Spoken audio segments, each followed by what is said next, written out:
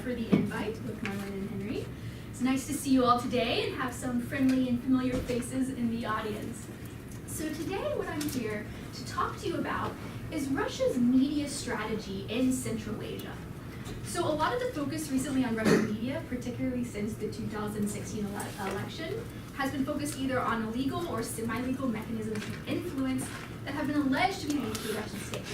This is not what I'm going to be talking about today. No bots, no trolls. But instead, what I'm going to be talking about is a completely legal and much more ubiquitous strategies of information management that Russia is using in this region. And particularly, I'm focusing on how Russia is using mass media, so media broadcasts, in order to bolster their public diplomacy efforts in an important geostrategic region. And so a lot of the research I'll be presenting today is from a forthcoming article with my co-author Ted Gerber at the University of Wisconsin-Madison. And so in this paper, what we were trying to do is we're trying to understand whether and how media can be used as an effective tool of soft power. So that is how media can be used in order to bolster the attractiveness of a foreign country's culture, their political values, and their foreign policies in another context, domestic context. So if you look at the soft power resources that countries have available to them, there are tons of lists out there that try to compile all the different tools and resources available to countries. So I picked some of my favorite from Monopol's Soft Power Index. This ranges from anything from the number of Olympic medals that a country has, their FIFA rankings, I found out, number of Michelin star restaurants they have, how many followers the government has on Facebook. So countries have a lot of tools at their disposal in order to try to make people find their country and their values more attractive.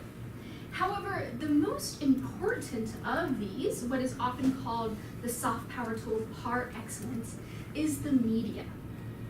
And the purported benefits of mass media as a tool for soft power are purported to be quite great.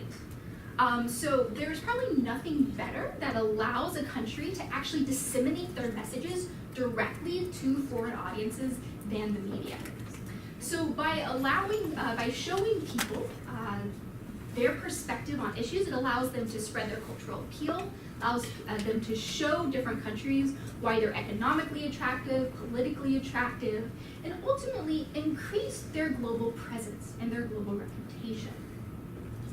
However, while these are the purported benefits of media, the question really is, does the media actually influence public opinion in other countries? This is ultimately what we want to find out. And unfortunately, the evidence for this is pretty mixed. So research has shown that foreign media is primarily effective for countries that share similar political, economic, and cultural values. So countries that have what we call our close value proximity. So for example, if two countries share similar political systems, one country's media is more likely to be effective than this other country. Less so if you are very, very different countries. Research has also shown that it really is dependent upon the sending country's messaging strategies. So what types of messages they are actually forwarding in different audiences. So for example, research has shown that positive messaging strategies that show how great the sending country is, typically are more effective than those that have negative frames, saying like, it's much better off for you to say how great you are than how bad your enemies are. Those are much more effective, is what research is showing. And finally, the research is showing it's going to come down to individual characteristics. So I know you had Arturas Rosanis out here not too long ago, and some of his research shows that foreign media is going to be most influential for individuals that are already inclined to believe the sending country's message. So if you are against the country, if you are a critic of the country, you're less likely to actually buy into this. My other research shows something very similar, that not only are media more effective if you're already inclined to believe this message, but furthermore, that it can actually backfire against critics of the regime. So watching media messages can actually, if you're a critic and you watch a media message, you're going to be less likely to support a country. So it looks like it is going to be conditional upon individual characteristics as well. So this is really what my research works in. what I try to understand is what are the circumstances, the different conditions in which foreign media broadcasts can actually influence audiences. And so before I jump into the more of the data and the context, I want to briefly go over what our findings are in this paper. And so what we argue is that foreign media's impact on public opinion is going to be conditional on the type of issue that is being covered, that is on the topic itself. And we have two broad findings in this paper.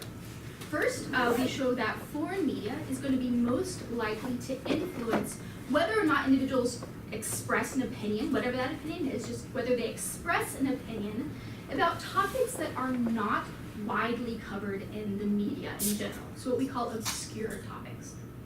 Okay? But bringing a topic to an audience's attention is really only half the battle. Ultimately, the goal of any media is to convince your audience of your perspective, right? That's really what they're trying to do.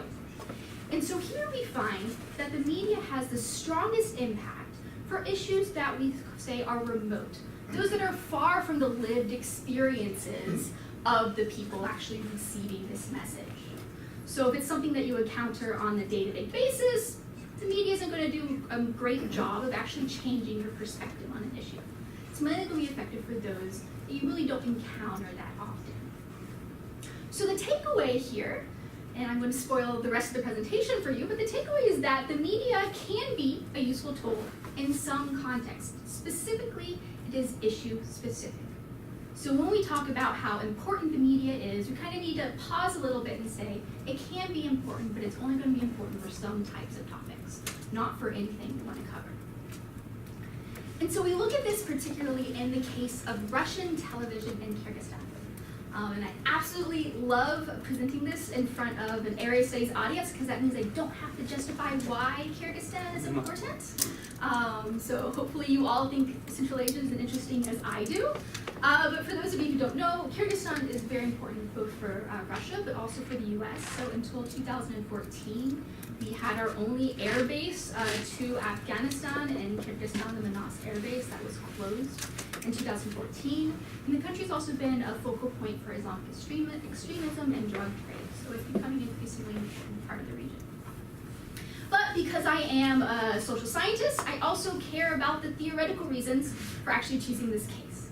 And so what I argue here is that the case of Russian television in Kyrgyzstan is actually really, really good for helping us understand the impact of foreign media, because it's a most likely case of media effects. And essentially what this means is that Russia and Kyrgyzstan share a lot of similarities. They have a long history together. Russia has a really deep presence economically, politically, and socially, as I'm going to show you. And therefore, given previous research that shows that value proximity is important, we might expect that if foreign media has any impact on public opinion, it's probably going to show up here. So it's a most likely case of media events. And I'll go into that a little bit more later on. So before I actually get into the case itself, what is Russia's goals and intentions for the media in this region? This is what we really need to understand first off. So Russia has a very extensive media apparatus and presence in Kyrgyzstan and in Central Asia in general. And the Russian government sees the media as a very important instrument of both domestic and foreign policy. So you see this if you look at Russian policy concepts and foreign policy documents. For example, it was ranked as the media was ranked as one of the 11 most important ideas and goals to promote in the future for Russia. So weapons, media, kind of both on the same scale there for foreign policy. And it's also something that Putin has talked about quite extensively. So what you see on the screen here is a quote from his, I think it's his news broadcast in 2016. And in here he talks about how one of the goals of the Russian state and of Russian foreign policy is to combat the Western media's information monopoly. Putin believes, and the Russian government believes, that the West really has a monopoly on information, and that they want to have a greater say and show their perspective of issues in the broader world. So this is something that is central to Russia's foreign policy goals. So if we look at how we can characterize Russian media and the goals of Russian media abroad, their international media apparatus, really can boil down to 2 points. First, their goal is to promote the Russian perspective on a variety of issues, everything from current events to showing the attractiveness of their country, of their domestic political institutions, and their foreign policy. And part and parcel of this goal of showing their own perspective, their second goal is really to discredit and refute the West's perspective of the world. As we saw in the quote previously, they see that the US has a monopoly and they kind of want to reduce that in the world. And Russia's actually quite good at promoting these goals. And the reason for that is they have an advantage that a lot of democratic countries do not. So one of the great and frustrating things about democracies is that you have many voices that are all trying to have a say. So when you have so many voices with each of their own perspective, it's hard to promote a uniform message in your international media apparatus. Russia really doesn't have that problem. So for both the domestic and foreign media, most of the strategy actually comes from the presidential administration itself. So this includes both defining the official messages that the media promotes and for allocating resources, both informally and formally. So Russia is primed for having a cohesive and uniform message in the international community. So that brings us to Kyrgyzstan. What is Russia's role in Kyrgyzstan today? So for those of you who don't know, Kyrgyzstan is a small developing country in Central Asia. It has about a population around 6 million people. And Kyrgyzstan is a former Soviet country, but unlike a lot of its neighbors, like Kazakhstan, Uzbekistan, or Turkmenistan, upon independence, it started developing a democratic trajectory, very unusual for the region. It's actually called very often an island of democracy in the region for its democratic developments. This, of course, was not without any concerns. So at 2 points in 2005 and 2010, they had a revolution in the country. But it's still much more democratic than most of its neighbors. However, it is small and it is a relatively poor country. Because of that, it is reliant on foreign aid, most of which comes from Russia. Okay? So Russia has quite a large and extensive presence in Kyrgyzstan, economically, politically, and culturally. So Kyrgyzstan, for example, to give you a little bit of evidence for this, has the highest percentage of GDP of any country in the world that comes from remittances. So this, in 2017, was about 35%. So imagine that, a third of your GDP coming from foreign workers sending money back into your country. That's a massive amount. And moreover, most of this comes from Russia. So official estimates have put the total number of registered Kyrgyzstani migrants to Russia at 800,000. That's just registered migrants, and that's out of a population of about 6 million. So a lot of the Kyrgyzstan economy is reliant on these labor migration and direct aid from Russia. Actually, you heard that Putin is actually in Kyrgyzstan right now. He arrived early this morning, and going into his arrival, they announced a number of additional bilateral economic deals and $30 million of assistance for the Kyrgyzstan government. So Russia is very intimately involved. So they also have close political ties. So they're members of the Commonwealth of Independent States, the Russian-led Collective Security Treaty Organization, which is a military organization, and the Eurasian Economic Union. So it's not only economic dependence, but also political partnership with Russia, between Russia and Kyrgyzstan. And finally, it's important to note that Russia has a pretty large cultural and societal impact in Kyrgyzstan. So in our survey that we did, we found out that about 56% of the Kyrgyzstani population speaks Russian, either as one of their first or second languages. So it's still pretty common. And speaking Russian is actually associated with being kind of high class and having a lot of money and being urban. So it still has a lot of cultural connotations. Moreover, for our purposes, Russian television, Russian state television specifically, is one of the most popular television channels in the country. So Первый канал, Channel 1, the Russian television channel, is the second most popular television channel in the whole country, just behind KRTK, which is the Kyrgyzstan television channel. It also has other types of media arms, including Sputnik, which launched in 2014, and other television, radio, and newspapers. There's also a growing presence of Russian language internet, RuNet, in the country as well.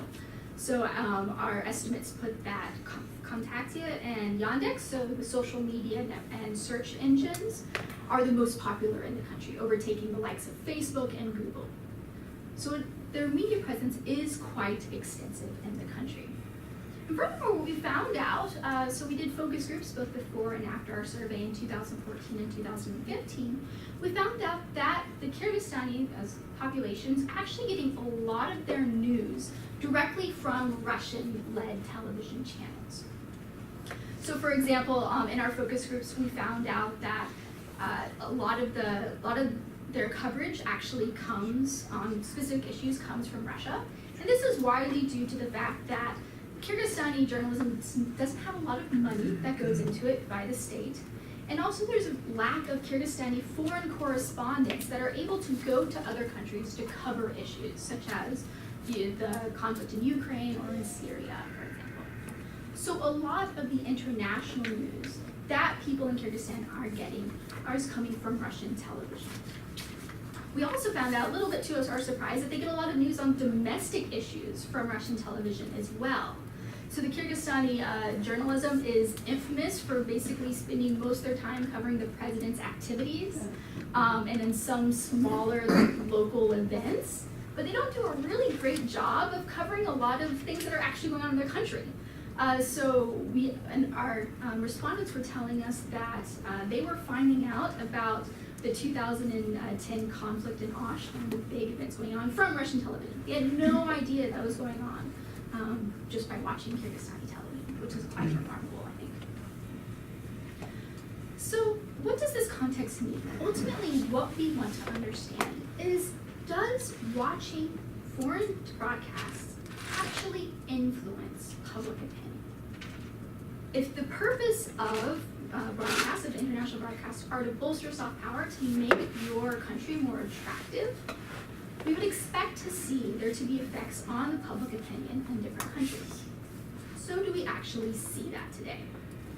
So the data that I'll be showing you comes from the Comparative Housing Experiences and Social Stability Survey, which is this nationally representative survey that my co-author Ted Gerber and James Zaviska at University of Arizona commissioned. It's a national representative survey of 2,200 individuals that took place in early 2015. So I need to take a moment and thank the Minerva Research Initiative for actually funding the survey, and the Carnegie Corporation for providing funding for me while I was doing the analysis. So what we did in order to try to piece out the influence of Russian media in Kyrgyzstan is we picked a number of issues that are important, that were covered very frequently on the Russian news around this time. So remember our definition of soft power, right? The idea of soft power is to promote a country's foreign policy and their domestic institutions. So we specifically look at those two factors. So we ask people, if they have an opinion, what their opinion is on different Russian political institutions, including social protections, freedom of speech, and equality of law, and their opinions on Russian foreign policy. Recall that one of Russia's main goals for their media is to kind of show how great of a partner they are for the region and how bad of a partner the US is for the region. So we also asked about people's opinions on what is the relationship between Kyrgyzstan and Russia and Kyrgyzstan and the US. So we asked, do you think these countries are partners or allies, or maybe they're enemies or competitors? So we asked about that as well. And then finally, we pick perhaps the most important current event that was going on at the time, something that was covered extensively both in domestic and international media.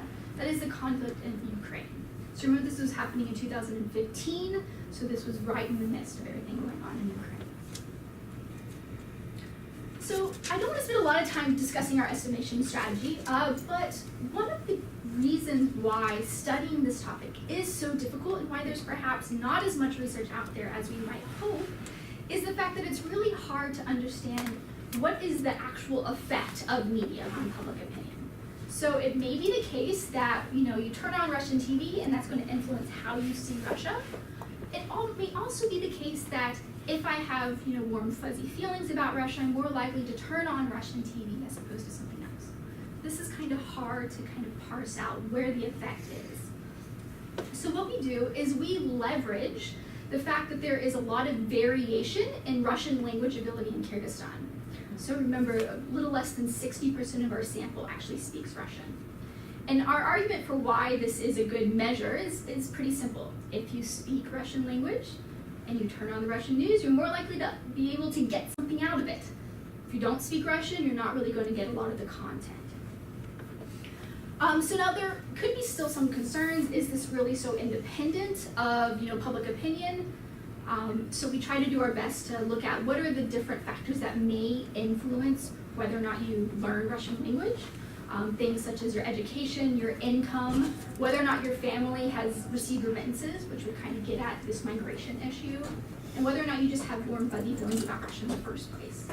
Unfortunately, through all our tests, we find out first, there's really not a lot of endogeneity issues, so we're pretty in the clear for about half of our regressions. And then there's not a lot of correlation between things that we may think affect Russian language ability and language ability itself.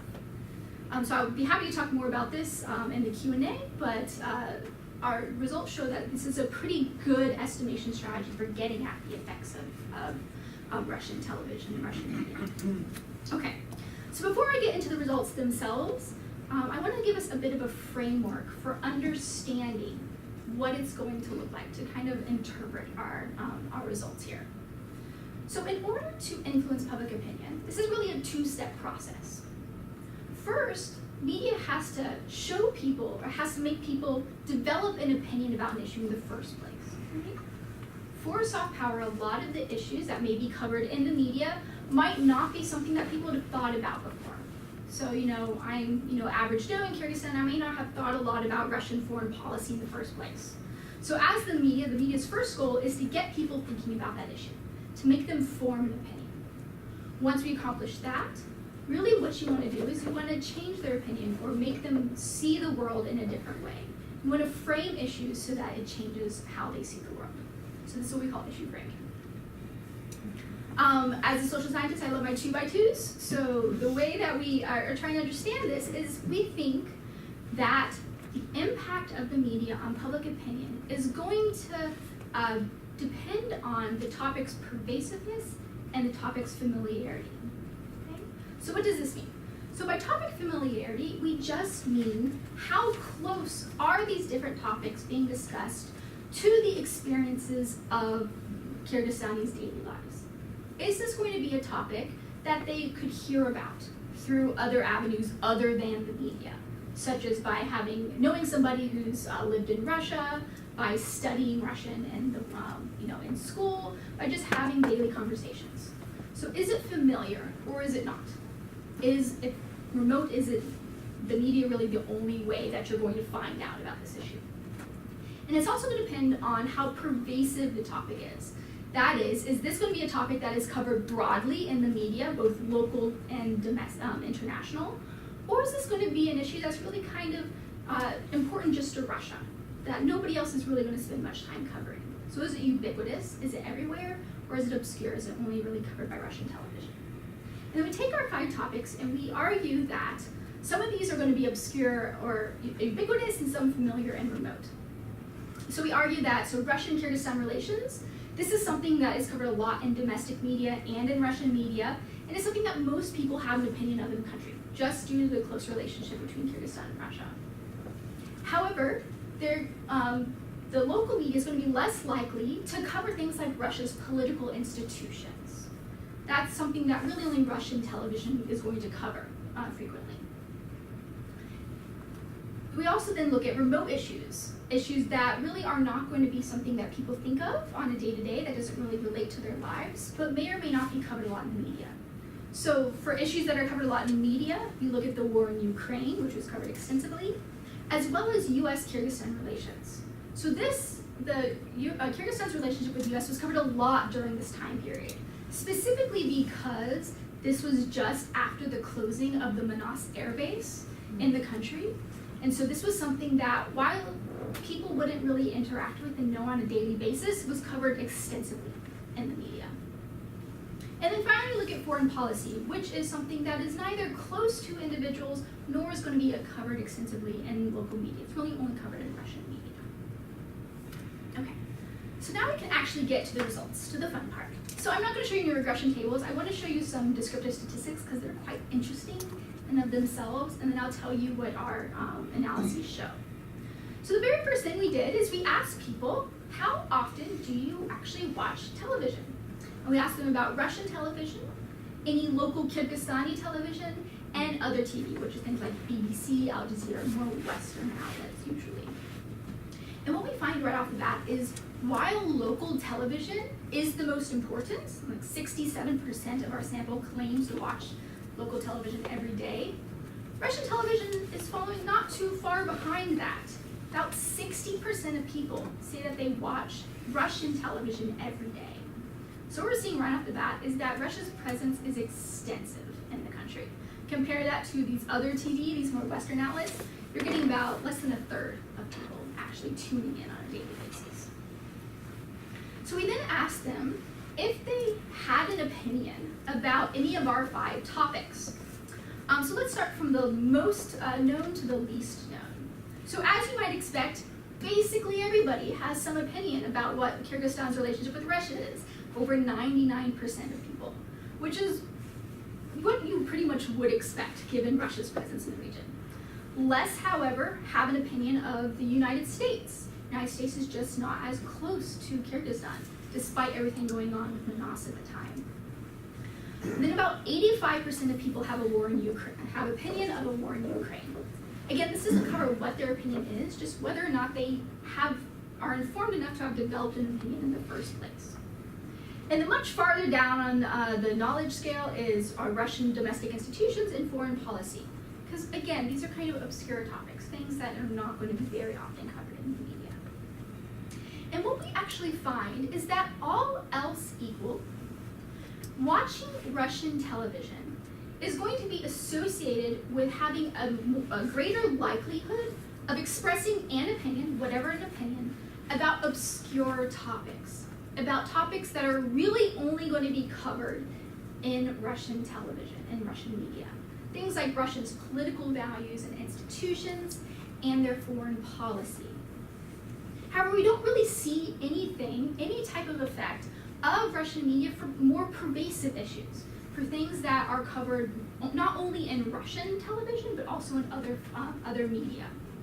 And we think part of this is that what we see is when we control for watching different forms of television, so local television and Western television, what have you, is that this typically tends to mediate the effects. It makes the effect of any one television viewership smaller. And this makes sense if you think about it in context, right? If I'm the type of person that only watches Russian television, I'm more likely to believe their message on some issues. But if I have a wider variety of viewership, if I watch Russian television and Western television and local television, I'm going to have a more nuanced understanding.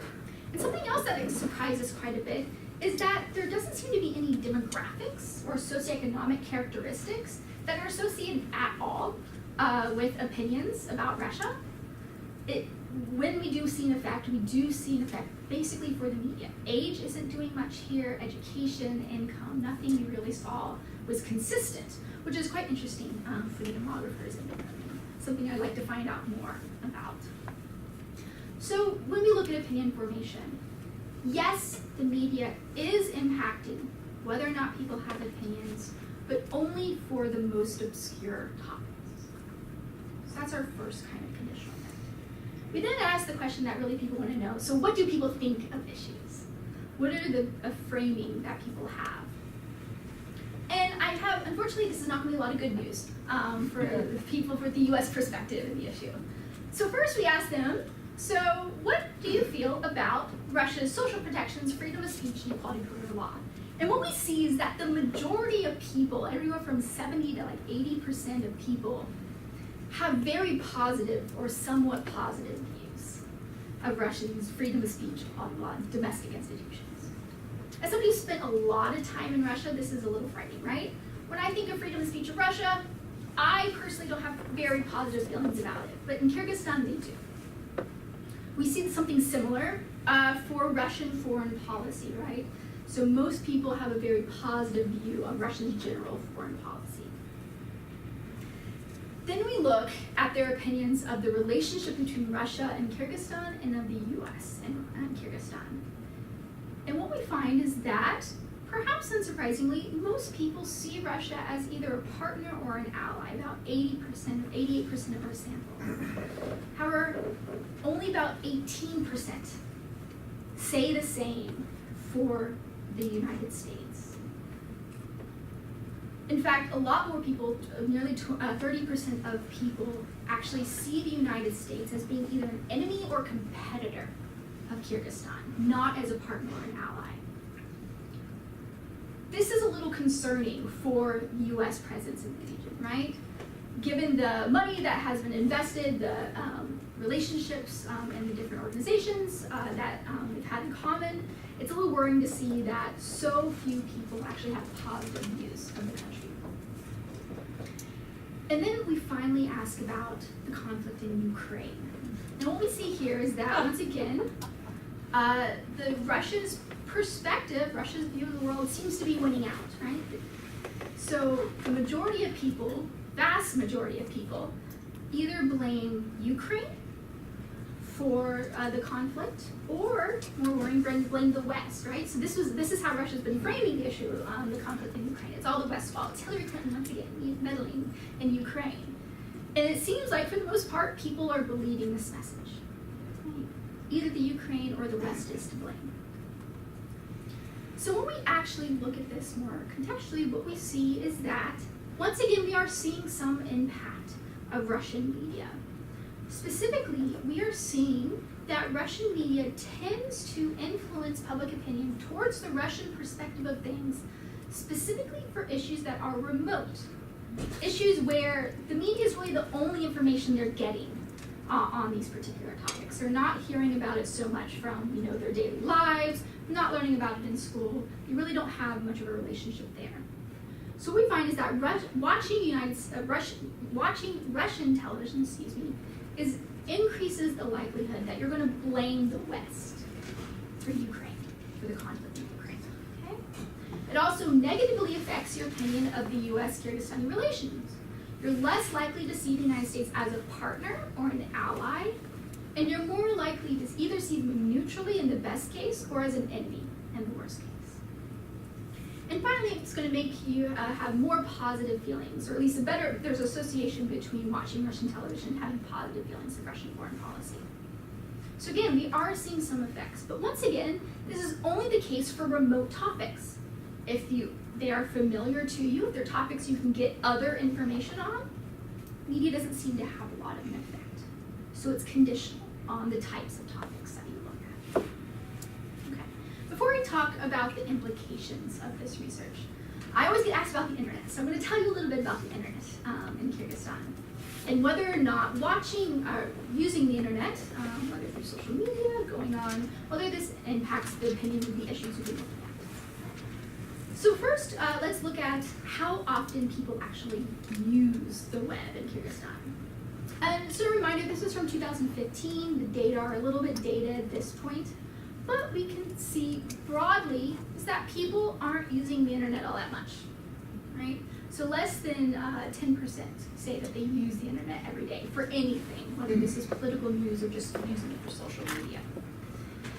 So once again, using the internet is not nearly as important for information as watching television. And what we find here is not a whole lot. We're not seeing that using the internet is really associated much with having opinions for any of the 5 issues that we've been talking about so far.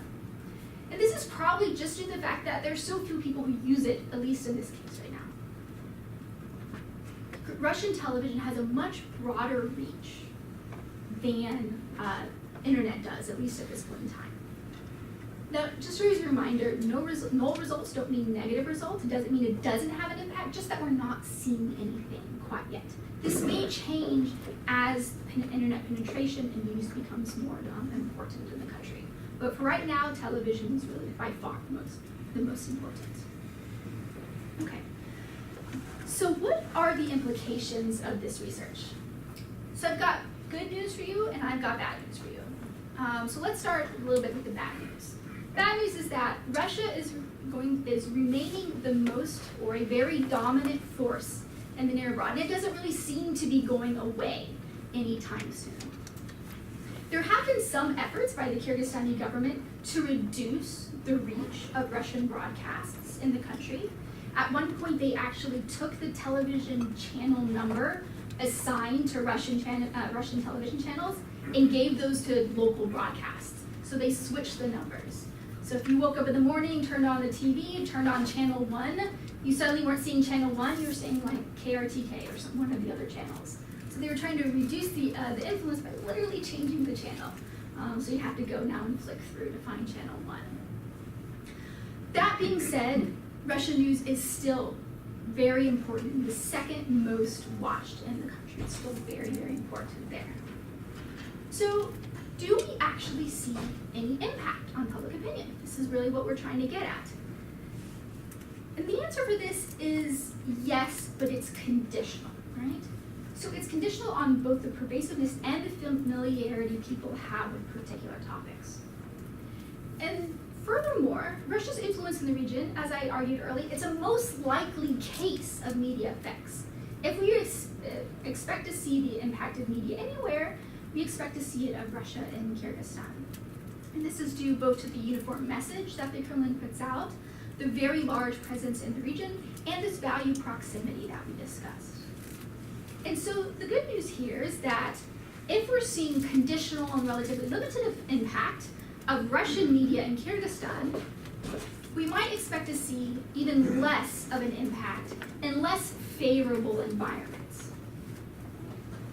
So remember that Channel 1 in Kyrgyzstan, 60% of the population watches it on a daily basis. RT, so what we've been hearing a lot about, the effect of RT in the United States, RT has a worldwide subscribership on YouTube of I think I checked this morning, it was around 3.5 million. That's less on Facebook. So we might expect to see, given the data we have on Kyrgyzstan, even a smaller effect of media in less advantageous situations, such as Russian media in the United States. And this is really going to be issue specific. But I want to end on kind of more of a positive note, which is viewers in the country, even though if they decide to tune in and to watch Russian television, they do acknowledge that every television channel has its own biases, right? So we have this great quote from one of our respondents that the point of view of each television channel is going to depend on who the journalists are and who they work for. So for example, Russia will show that Ukrainians are wrong. Ukrainians will show how the Russian army sticks an identity. So when people are watching the television, at least they claim to be aware of these biases and choose to watch multiple television channels at a time in order to kind of mitigate any impact. So I will leave it at that, and I look forward to Q&A.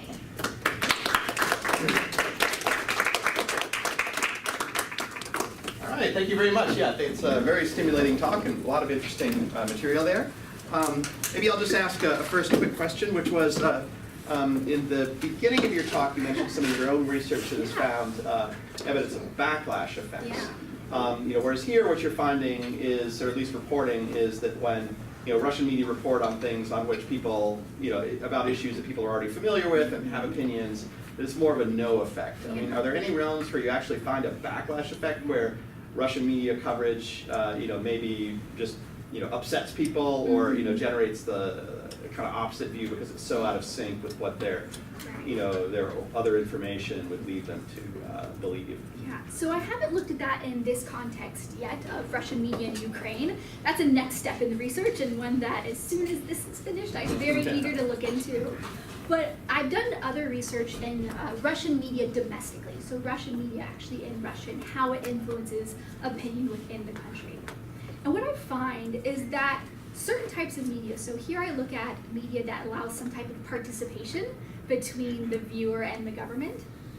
So for example, if you ever watch the Direct Line with Vladimir Putin, this kind of exchange, what I find is that in the country, if you are already willing to buy into the message, so if you trust the government, that when you are exposed to this type of information, you are more likely to say, yeah, no, this is great. The government is, wonderful. I support the government. I actually think that I have a role in society given this message. However, if you do not trust the government, if you say that you don't believe Putin and you don't believe what he says, being exposed to this, it doesn't give you warm, fuzzy feelings. Instead, it reminds you of propaganda, the propaganda that's going on in the country. And instead, it makes you less supportive of the government overall. And so, when I was doing this, the percentage of people that said they don't trust the government, don't trust Putin specifically, was only about 10% of the population. So not a very big number. But the implications of this is that if this number grows larger, then we might see a much larger backlash against the media and the propaganda arms within Russia domestically. Okay, great. So let's open it up. Yes. Hi. And just identify yourself, please. Yes, Christopher von Clapperat. I'm a student here at GW. I first want to say, excellent presentation. You really are very constructive in your discussion. I appreciate that. I guess my question regards, what is the room for growth for foreign media? Because first, about 28% it was that people watched foreign BBC, CNN, what have you. That's still a sizable number. And additionally, with internet being as nascent as it is, there's still room to grow in the future. And of course, it's very true that Russia is dominant in Kyrgyzstan for media, but perhaps there is room for development and room for growth. And then how is that narrative possible? Just to get other actors in the discussion, is that possible? So is it possible? Yes.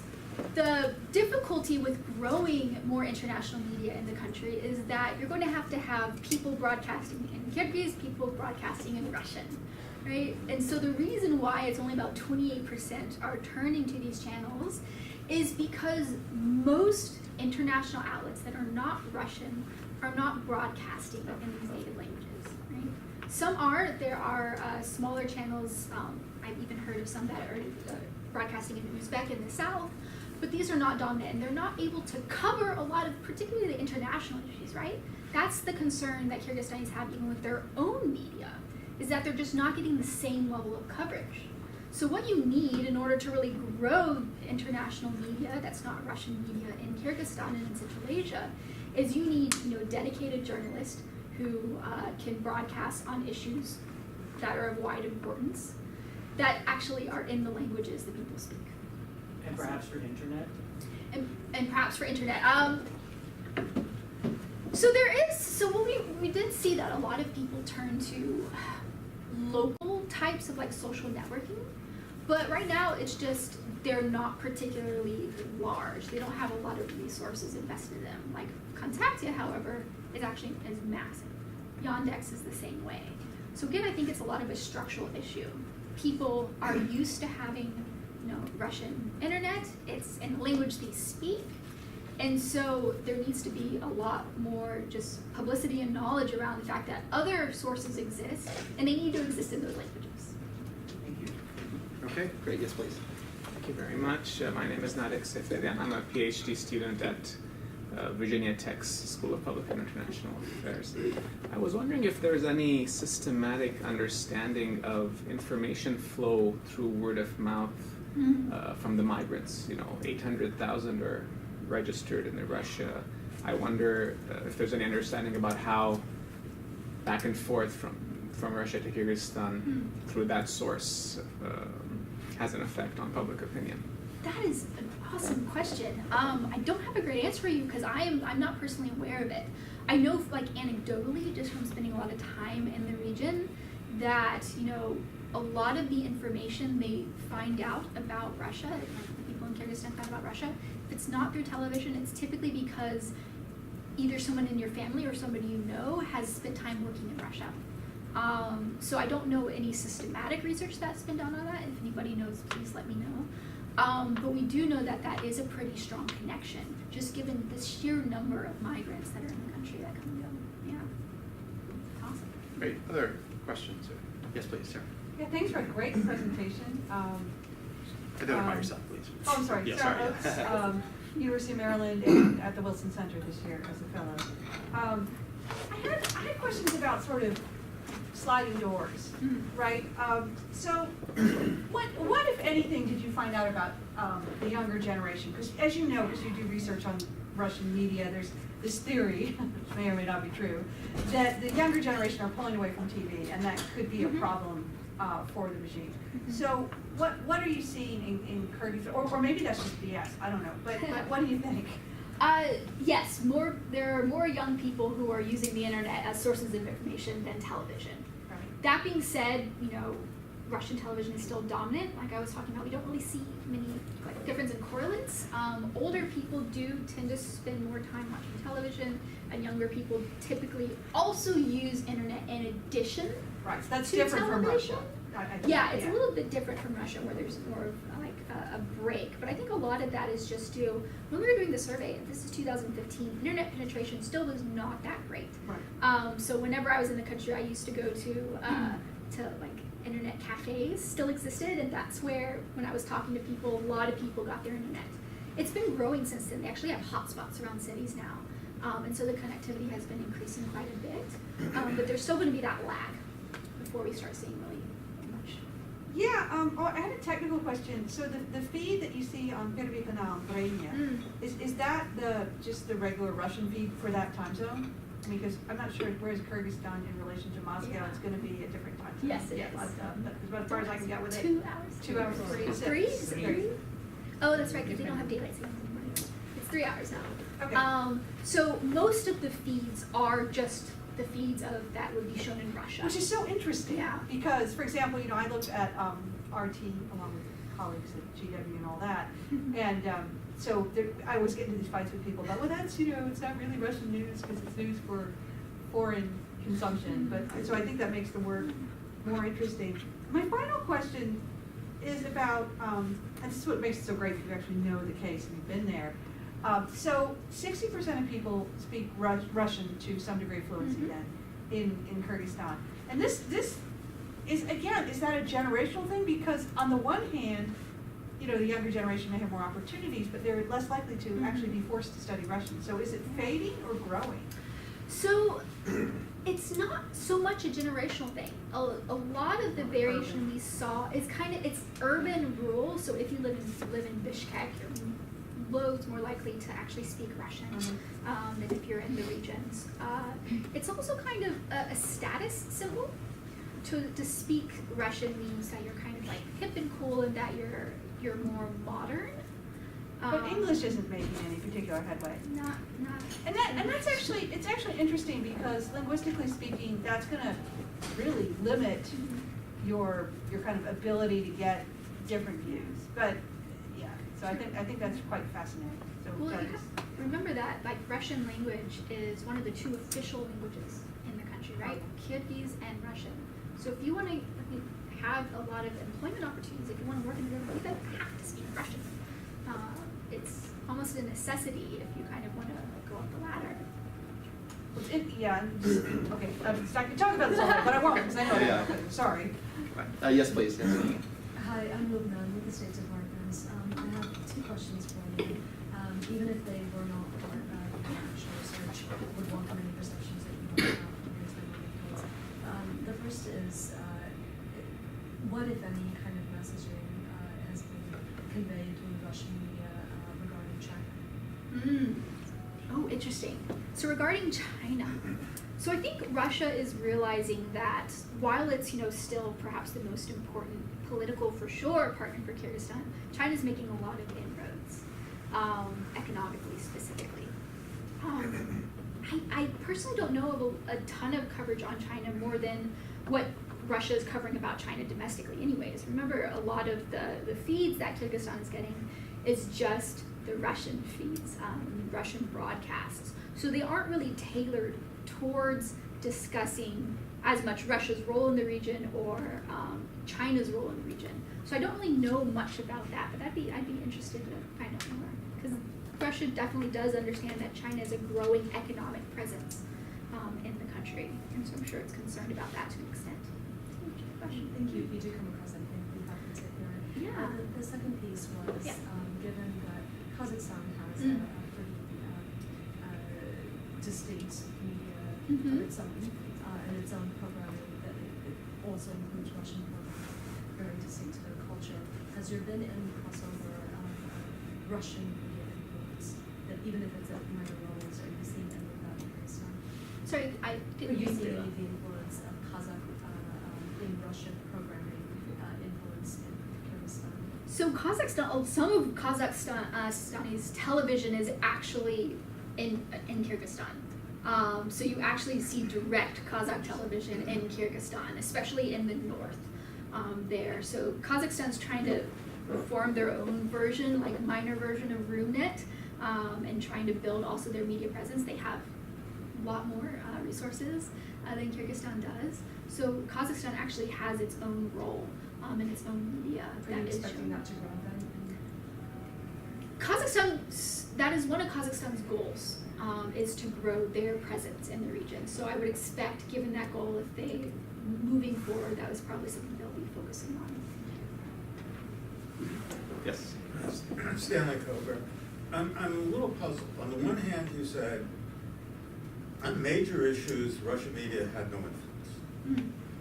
But at the same time, you look at the perceptions of Ukraine and so on, and you mentioned on these foreign issues, they get the information in large part from Russian media. And it seems to me to be a contradiction. If the Russian media have no influence, they formed these impressions. What was the basis for these impressions? So it's not that Russian media doesn't have an influence, but that it's going to be conditional on the type of influence it has, depending on the topic. So it's a little bit of nuance there, right? So as far as actually helping shape opinion, how people perceive particular issues, it's not that there is an effect for big issues. It's that there's not much of an influence that we are seeing for issues that people are getting other sources of information, right?